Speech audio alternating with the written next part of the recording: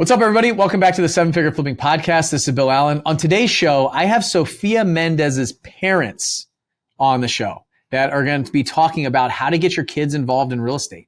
Like, what did they do to get their daughter, Sophia, and their other daughter, Isabella, to get involved in real estate, get interested? Like, how did they do it? Because a lot of parents come to me and say, oh, I see all these other kids that are doing so much inside your community. How do we get our kids to do the same thing? Well, they gave some incredible advice on this interview, and I know you're going to love it. My name is Bill Allen, and I'm the leader of a group of elite house flippers and wholesalers called Seven Figure Flipping.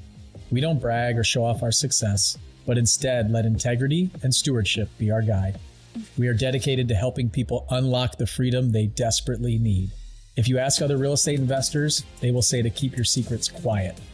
But we believe in abundance, not scarcity, and that's why we are the elite. We are Seven Figure Flipping, and this podcast is our playbook.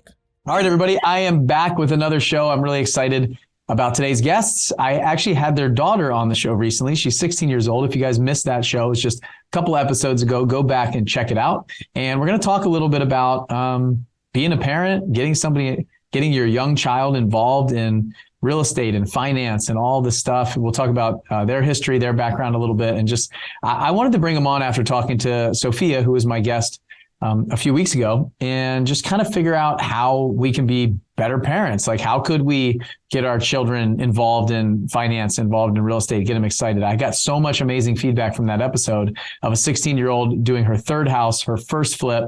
And people are like, how do you do that? Like, so mom and dad, how do you do that? So, hey, before I ask that question, give a quick introduction of who you guys are, a little bit of background on you, and then I'll ask the real question of how do you do that? Okay, so my name is Marizol Mendez, and my husband's name is Omar Mendez. We started real estate 9 years ago, and we are excited that now our daughter is joining our team. Nice. Yes, and yes, we are a couple who has worked together as a team, growing together, learning, improving, and always looking to be a role model for our kids. So we're excited to be here today. Yeah, you guys, give it a little bit, like, what kind of real estate background do you have? You started 9 years ago. What does that look like? Maybe a quick overview of what you guys have done, where you are now, and where you're going. Yeah, so basically, real quick, 9 years ago, we both had a full-time job, driving about half hour away from home, to our jobs. Basically just like many other people, started as just one flip. And it's we've always just mostly done flips since then. And then, just over the years, we've acquired a number of rentals, for cash flow. And it's just been, I don't know if you want to add something to that, Marisol? Yes, so we have done over 120 flips, and we also acquire a rental portfolio that has provided us with financial freedom for us and also for our kids. Where are you guys from originally? And when you were growing up there, did you ever think that you would have done 120 flips? No. So basically, me and Omar, we were born in Mexico. We grew up there. We came here. Our parents brought us here because this is the country of opportunities, you guys. We came here because we wanted to have a better life. Our parents want us to have a better life. And we are blessed to be here in this country that is just full of opportunities. But when we got here, we were told that we needed to go to school and get a job, and our dreams will come true. And then we drink the Kool-Aid. We did went to school, but we were not financial free, and we didn't have time freedom either. That's why we decided to start real estate 9 years ago, with the hope of just be able to take our kids to school, with the hope of be there for their birthdays, or be there for them when they got sick without feeling guilty, like I have to call my job. I love it. Okay, so let's talk about your daughter. So you guys started doing this business, and then she told the story. I mean, hopefully, I assume you guys have listened to the show by now. But at the age of 12, she went on a cruise. For anybody who hasn't listened to it, parents brought them on a 7-figure flipping cruise.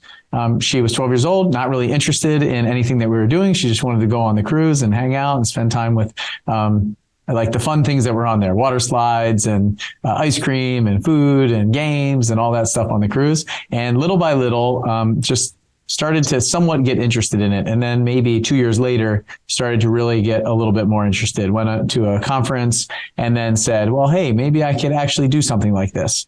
What was it like for you guys on your end? I just kind of wanted to hear your story. Like, did you bring your 2 children on the cruise at that time because you wanted to expose them to more of this, or was it just a family vacation and you were just hopeful? Like, what was the intent of that? And what is some advice that you would give to some people who are trying to get their kids to get more interested in what they do? Do you want to take it on more, or do you want me to take it? Go ahead. So basically, we believe that this is a family business, and we would like to take our kids where we travel. And what I felt really good about this mastermind is that basically this is, I feel like my kids are safe when they go to this mastermind. And we just wanted to take them because we as parents were not cool.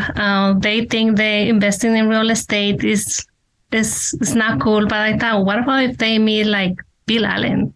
What about if they meet Becca? What about if they meet other investors and their kids? Maybe they will think that they are cool, and maybe one day they will come to me and they will be like, I want to be as cool as Bill Allen. And that's why we took them. Well, and one other thing I'll add, we have been part of the 7-figure family for several years already. So we've always seen the culture of the group, and we've always felt like it's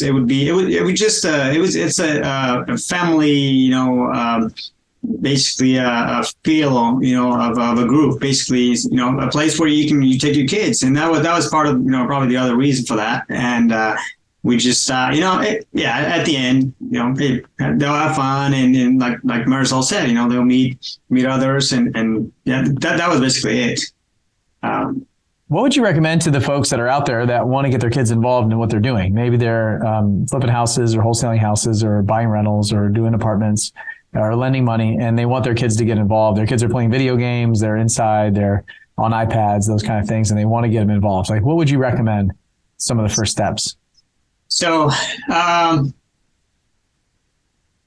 kind of talk a little bit about kind of what's worked for us, and maybe that'll kind of I'll explain that better.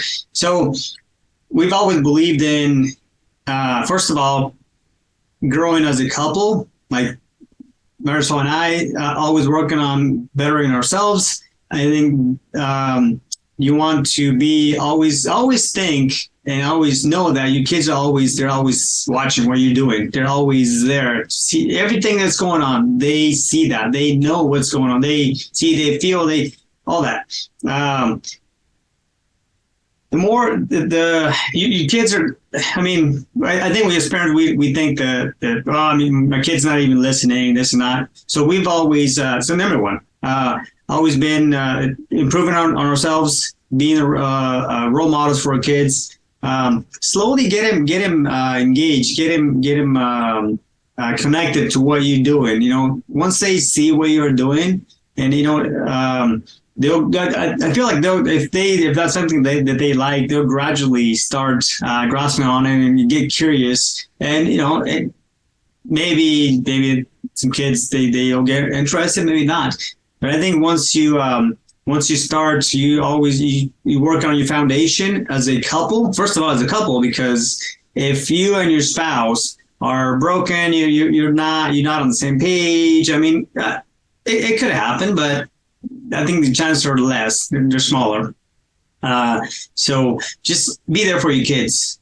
I mean, I think earlier, Marisol and I were talking about, I think she mentioned something about, you maybe let some of that money go, trade it for some time with your kids. You wanna join on that, Marisol? Yes, a lot of people will think, Marisol, why in the world 2 years ago you basically decide to go and pick up garbage when your kid's in one of on the projects? I am worth more than what I will pay someone to pick up garbage, but this is why I did it. I wanted to teach them a lesson. The lesson is that we are very grateful for the employees that we have, that they go to those houses and they pick up garbage. They do a lot of things for our business. And I was paying them. But I guess that we believe as parents that I don't want to teach. I don't want to give a fish to my kids. I want to teach them how to fish. And I also want them, I want to show them respect and kindness to other people, and respect our employees, because without them, we will not be where we are. Like, it's a team. And I had let money go to spend time driving for dollars with Sophia, to teach her how to count properties, to be there for her. And actually, I don't regret it. Maybe I will be farther ahead in real estate, but hey, real estate without having a good relationship with my kids, I don't even want it. I prefer to still have a balanced life and just be there for them. I love it. You talked to Omar a little bit about like they're always watching and they're always listening. And that's one thing that I took away from Sophia's interview that I did with her. She was talking about how you guys would drive around and listen to the Seven Figure Flipping podcast. And she was like, she would just be like, it was on. She would hear it. And she said she would kind of listen, but she didn't really care about it when she was younger. But it was just something that her parents did. They did this. It was always on in the car. She was hearing it. And eventually it started making sense. It's almost like speaking a different language, right? We were just down in Mexico, and little by little, you can start picking it up. Like if you were immersed there, I was talking to Dave Morris and his wife. They were talking about their son who didn't speak any Spanish, but for his mission trip for 2 years was put in a Spanish speaking community in Ogden, Utah. And he just learned it. He's completely fluent in Spanish right now. And after a few months of just being immersed in it, you start kind of picking it up. And so if they're around, if they're there, if they're listening to it, then eventually they're going to decide, like you said, Omar, maybe they're interested or maybe they're not. But you give them the option. If you don't take them on the cruise and you don't expose them to something, they never have the option, right? So you guys opened up the door. And then something else you said was they get curious. And I think that young kids, they want to do those things like that your parents are doing, or they're interested in it. Like I see my son, Will, as you're talking, I'm wondering if I'm doing a good job with him on some of the things like over at the farm, some of the business side of the farm, things like that. Like they just think that they can't do it. They think they're too young. I'm not old enough to do this. I'm not whatever. And so what I heard in Sophia was like, she just didn't know that she couldn't do some of the things because you guys always said that she could. And so when she got, she doesn't know that a 14-year-old can't do this, when other 14-year-olds or 15 or 16-year-olds are saying, I can't do that. I'm too young. I'll do that one day when I'm in my 30s or after college or something like this.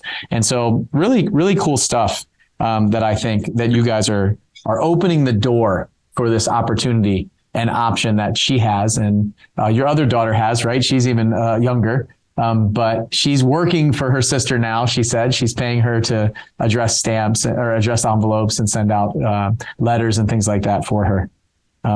Hey, how important do you think patience is when it comes to this stuff? Marisol, you talked a little bit about maybe you'd be further along than you are right now because of some of the things that you've been doing with your daughter. But how important is patience when it comes to bringing your kids in and letting them do things instead of just like grabbing the phone and saying, don't say that? Like, how important is it to have patience and some grace when you're teaching them these things?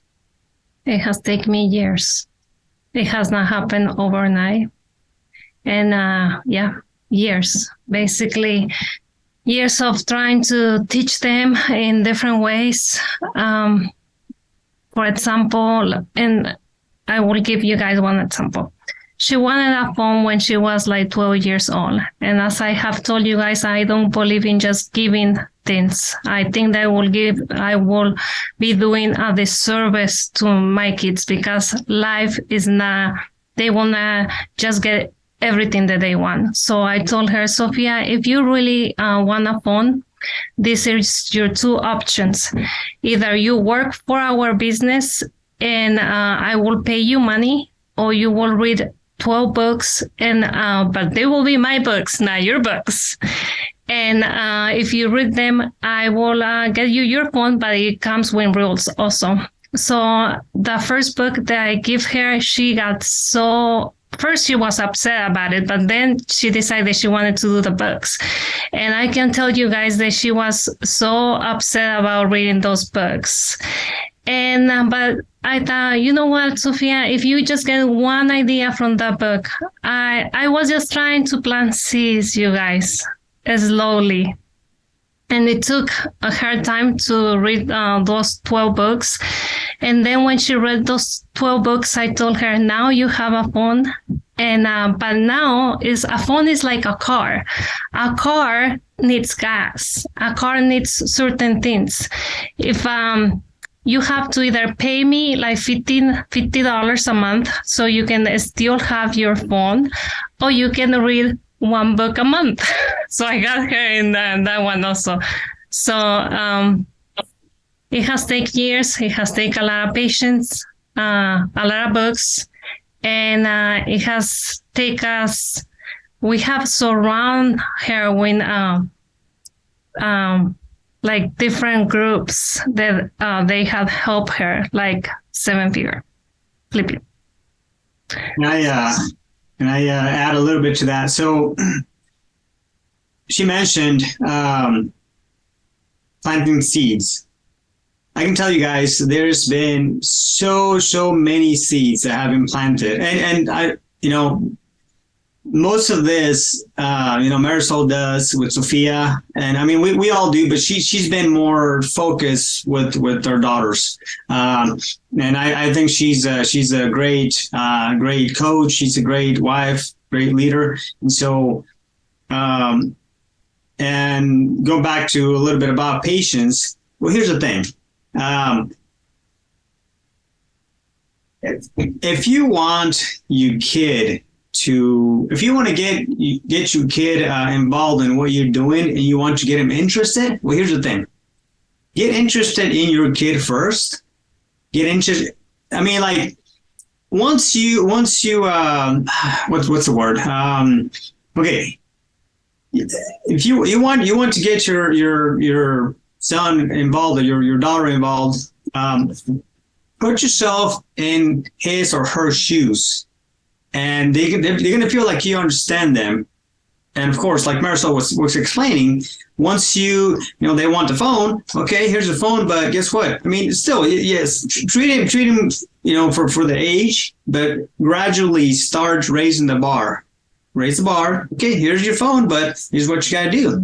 Well, cool. Okay, you want something? Well, here's what it's going to cost. And then they'll do it. But yeah, gradually get them involved, and once they feel like, hey, my mom she's on my team. You know what? Yes, mom. Well, we'll do that. So I feel like that's how it's been for our family, and so it's been really, really cool.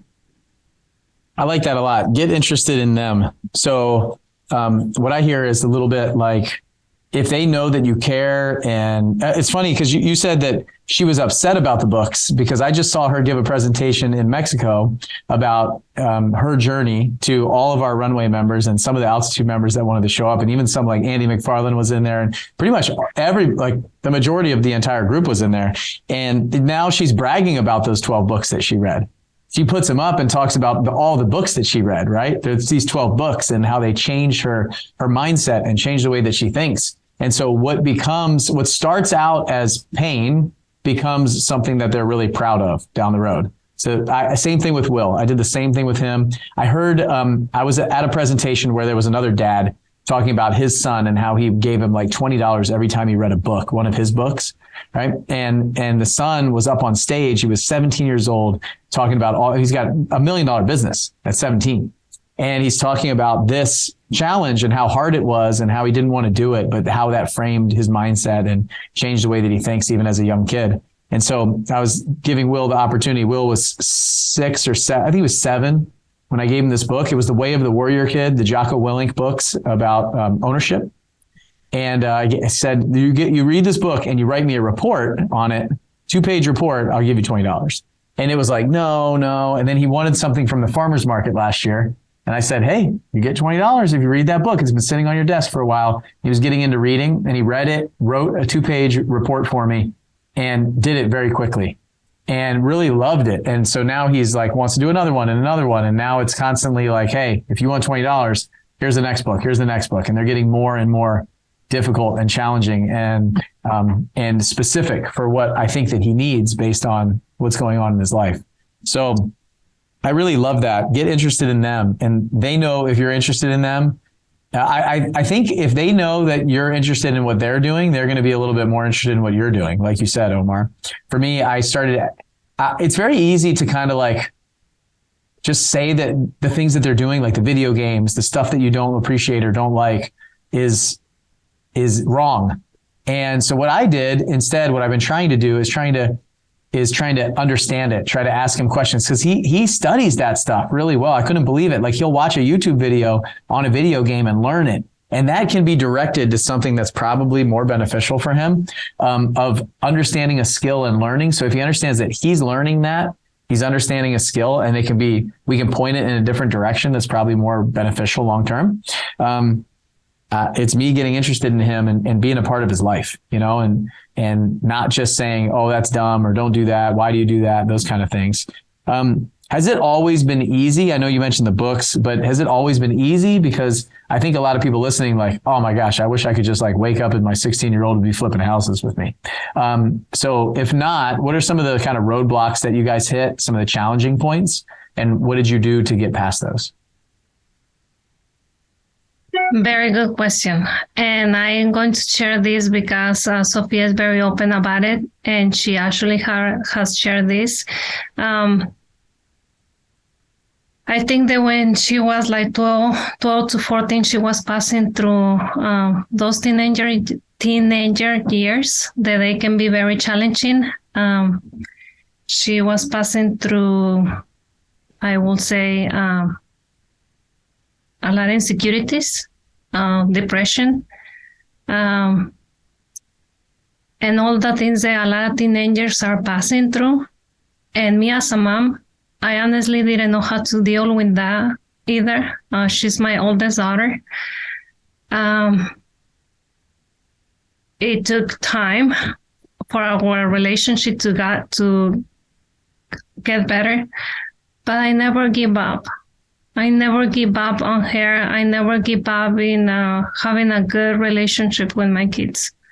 So I don't know if this is answering your question, but parents, don't give up if your kids are passing through a hard time right now. Be there for them. Love them. Care about them. Here's one thing that I'd like to add to that. So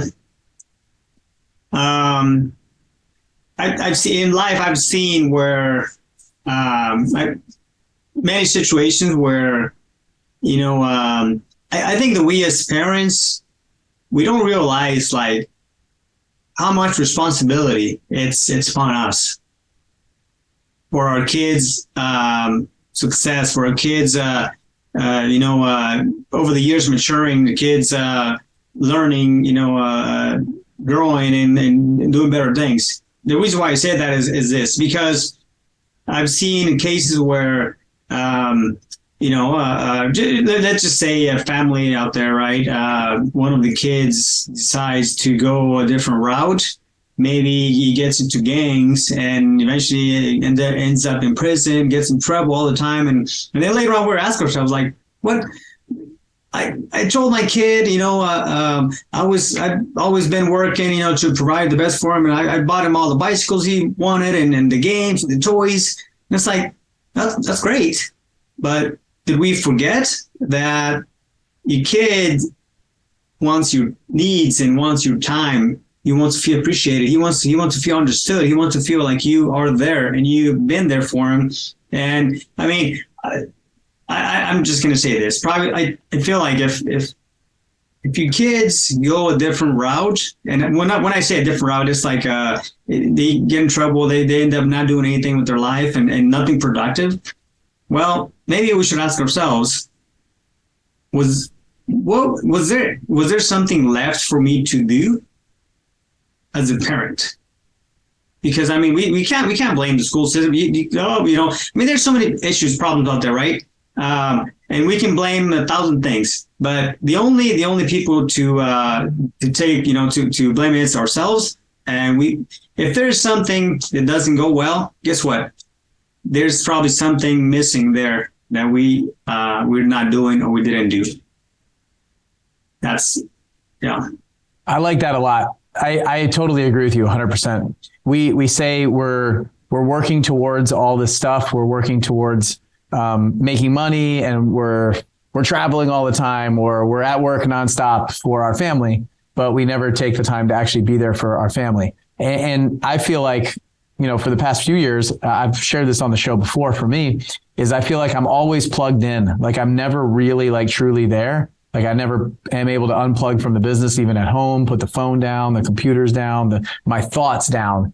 And sometimes my kids will have to say daddy 3 times before I even hear them the first time.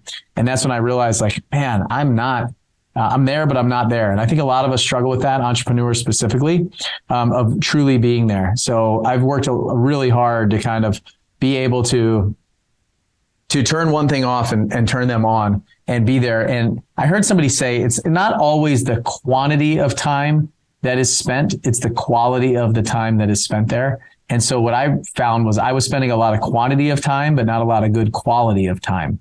And I may be my kids are like, you're always on your phone, or put that down, or play with me, and things like that. And that's what they want. They just want that. My kids right now, the kids are kind of little. My 6-year-old and my 5-year-old. My 5-year-old specifically, every time I get home, he's like, Daddy, be the monster, be the monster. And all he wants me to do is just chase him around the playroom and like throw him on the couch and run around. And honestly, a lot of times I'm tired when I get home, And if you're listening to this, you're tired when you get home. You had a long day. It was rough. You just want to kind of sit on the couch. And I shared this at the event last week. There's a book that a guy that I met called Dr. Benjamin Hardy. He wrote a book called Be Your Future Self Now. And inside of that kind of concept of your future self, if you look at your future self, that your kids are grown, they're moved out of the house, and your future self is looking back on that moment where you come home tired and you just want to sit on the couch for a little bit, but your kids want to play. Your future self will play with those kids because they're not able to play with that 5-year-old again. And they'll look back and say, what are you doing, dummy? Like, get off your butt and put the phone down, put the computer down and play with that kid, because he's 21 years old right now, out of the house, and you'd give anything to chase him around and be the monster when he's 5 and be able to pick him up again. So like, I get choked up even every time I tell that. It's like, it hits me really hard because I think of, I might have lost a year of my kid's life doing that, and I'm not willing to lose another minute of it. And if you're listening to this right now, like, hopefully you're not willing to lose another minute of all of it. Like, if you think about your future self and you really project that and think about what would your future self look back and say to you now, would they say, go home early, play with the kids. That email can wait till tomorrow. That phone call can wait. Put the phone down. Like, give them a hug, give them a kiss, tell them you love them, say, I'm sorry. All the stuff with you, your spouse, your family, your kids, like, that's the stuff that really matters.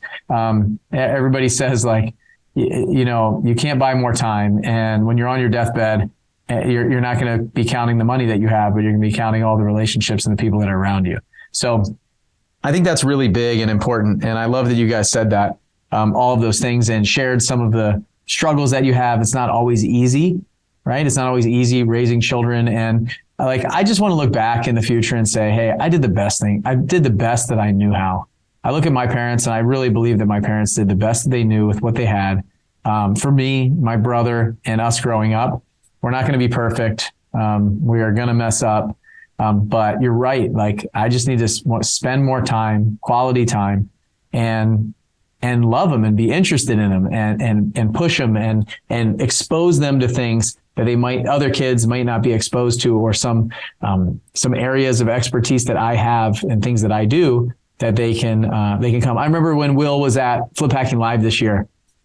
He usually comes on the third day. Like I bring him down there and he stays with my dad for a couple of days and plays. Then he comes on the third day. So he's gotten to see like Walter Bond. And this year he saw Nick Santanastasso. And I could just see when Nick came out, he's got like no legs, no arms, and he's coming out. My son's sitting right next to me. We go down the front row, we sit together, and he was just riveted. He's just like, and I couldn't tell, like, is it judgment? What is it? But he's so pure. He just like was captivated by what he was saying and totally involved. And like, what 7 or 8 year old kid gets to see a world-class public speaker talk about motivation for an hour? There probably were like 20 kids in the room, maybe, and maybe just 1 or 2 that were his age. And I mean, that's just an amazing opportunity that he gets to have, that honestly, if you're listening to this, your kids can have too. You can bring them and expose them to this. You can bring them to the mastermind groups. You can bring them to Flip Hacking Live. You can bring them to our multifamily event. You can bring them to our virtual experiences, the things that we do online. You can expose them to this very early. And that's what I want people to get from this. I want them to understand that there's an opportunity there for your children to follow along and shadow you in your learning and your growing. And you don't have to have it all figured out to invite your kids along with you. I want to figure out how we can educate these kids, and the parents. How do we educate the parents to show them what's possible for the kids? And a lot of times we send our kids to school and it's really just like glorified daycare where our kids just don't have to be around us for the day. So we can get stuff done. And then when we get home, they're watching TV, we're making dinner, or we're sitting on our butts just kind of relaxing, they're still working. And how do we as a family come together and say, what did you learn today? What's going on? Let me get interested in your life. This is a couple big things that I took. Your kids are always watching and listening. They're very curious about what's going on and they want to do more. You got to have patience, and it's not always easy. And get interested in them. What are some last things that you guys can share? Maybe some things that I missed asking you, but something that you would share for the listeners that want to get their kids involved. Maybe some other advice that I didn't necessarily ask you guys about.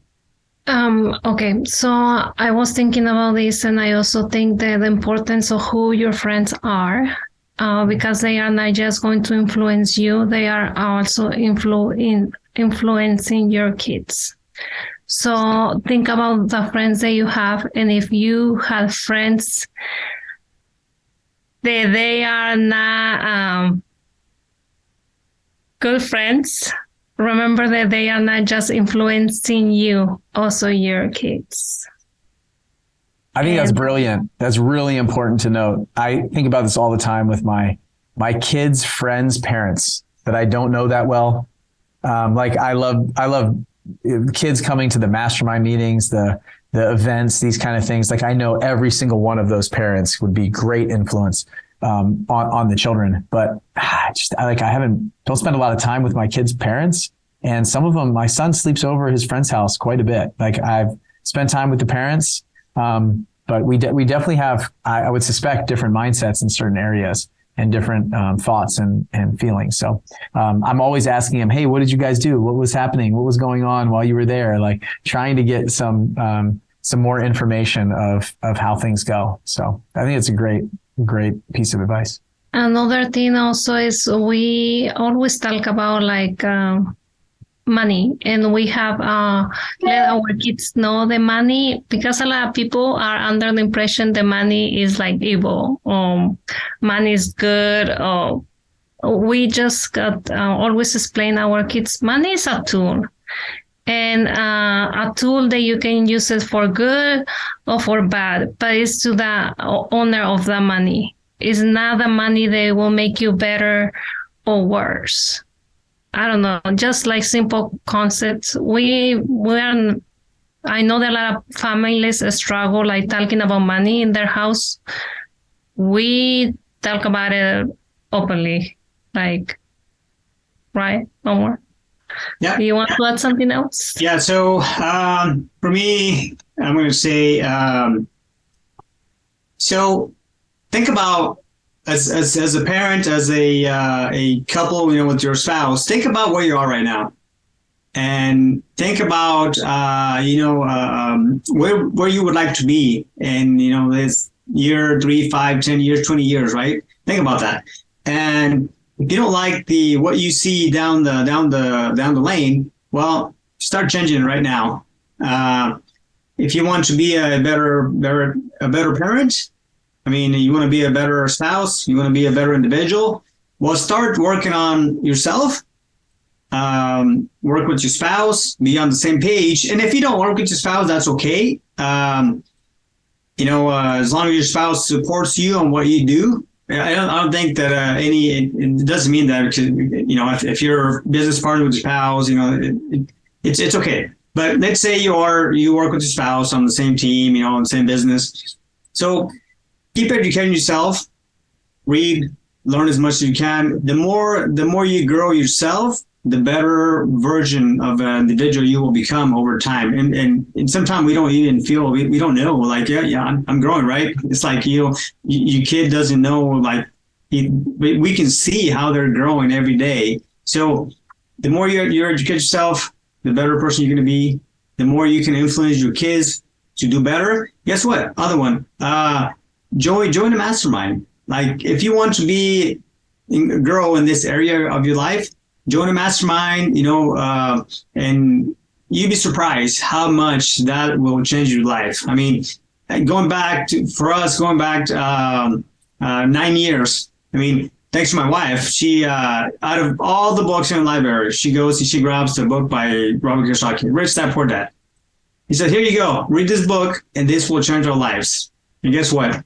Yes, that has changed our lives. And yes, I hated reading books in the past. It was like, no, I'm not like, but she laughs because that's true. And I'm very grateful that we are, on the same team and husband and wife and business partners. And anyway, it's been great. So always keep growing yourself first. If you don't have love, how can you give love to someone?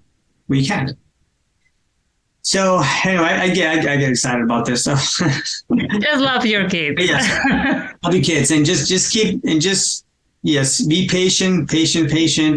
And if you are doing the right thing, eventually you will see that seed growing and becoming a tree, and that's going to grow, and you'll be amazed what happens from there. So I love it, and I'll just end with this: just do the best that you can. Like, really do the best that you can with the tools that you have. And over time, it's going to compound. Like, a little bit better and a little bit better over time becomes exponentially better.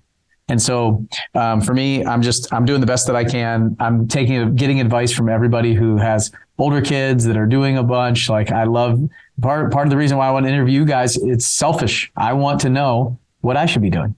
And same thing. I asked Tyler and I asked Jeremiah and I asked Nate Eccles with his daughter Riley, like, what's going on here? Like, there's this movement of children buying houses, and Ryan Whitfield, he's got his son Ollie is doing some really big things. It's really cool to see what's happening. I really think that the future is bright for our younger ones, and we can crush all these people saying that the next generation is garbage. The next generation is not going to do anything. The next generation is, I think it's totally false. And if that does happen, it's not their fault. It's ours. It's our fault. It's our generation's fault. So take some responsibility and some ownership for the product that you're putting out there into the world. And so everybody who's saying these millennials and the next, whatever's after that, I don't know. There's younger kids than that now. And they're the problem. They're not the problem. We're the problem. We are the original iPhone generation. We are the original computer and technology generation. So we are so stuck on our phones and our computers and not involved in our kids' lives that's what they see. And they grow up with our phone in our hands. So what do they have in their hand? They have their phone. They have the iPad. They have the computer. They're being numbed.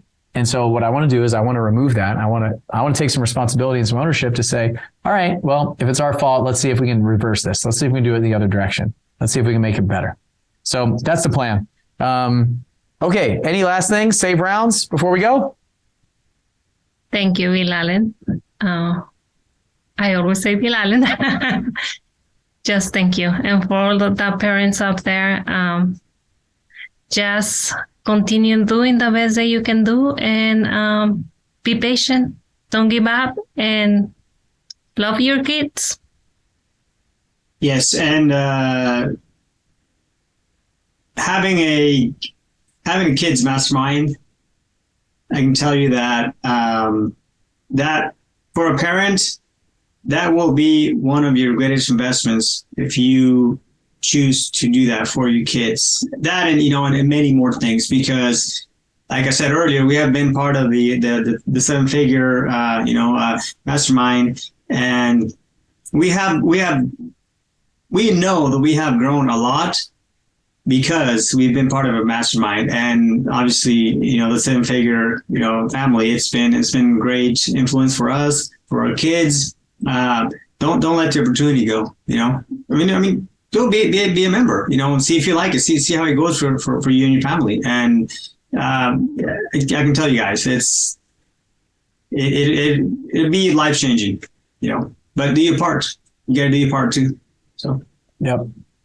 Okay. How can people get in touch with you if they want to learn more about what you're doing there in Washington, or maybe you guys need something like some private money or some partners, or you're looking for something specific? This is your chance to give like a quick 30-second commercial. Okay, we always need more deals. So we always need cheaper money, and we love to partner up with people and create win-win situations. If you guys want to partner up with us, or if you guys want to put your money to work, you guys can send us an email to Marizol Mendez 509@gmail.com. Let's talk. Let's make our lives better. Okay. MarizolMendez. What was the number? 509@gmail.com. We will put that in the show notes so you guys can see it, but you can reach out to them. And where are you guys? What area are you in? Where are you buying? We're in Eastern Washington. What specific counties? Grand County. I mean, yeah, mostly Grand County, and Grand County. Okay, Eastern Washington. And there you guys go. So thanks for coming on the show. I love talking to you guys always. I'm really excited about the future for you and your family. And I can't wait to see what you guys all accomplish together. It's really inspiring, and I'm really proud of you.